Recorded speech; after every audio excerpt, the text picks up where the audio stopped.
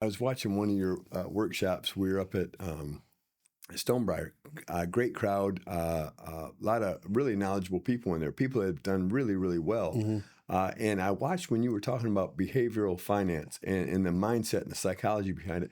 I watched the whole crowd. They all leaned forward. They were listening. And I remember something, I don't want to put words in your mouth, but it was something like if you're out of the market on certain days, you miss the entire run up. Yeah, and I think what you're talking about, there's a study by a company out there called Dalbar, and they study individual investor behavior.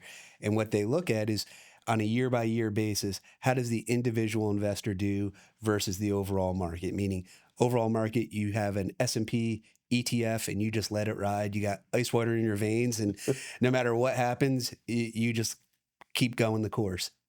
And what they found was over a 20-year period, and they even did over a 30-year period, the average investor trails by almost half. So when the markets go down, they just don't, chug along and then just fall off the face of the cliff, right?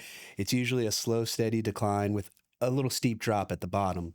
The best days in the market, or about 70% of them, occur within 2 weeks of the bottom of the market. And what most people don't realize is when we have those markets and they go up and down, when everything's going up, nobody cares about anything. Right. The second it starts going down, that's where that fear, it's almost an ancestral instinct in us, right? We're protectors. When we see something going wrong, we want to protect ourselves. We want to protect our family. So we often think, well, I have to do something. I have to act. I should pull my money out of the market.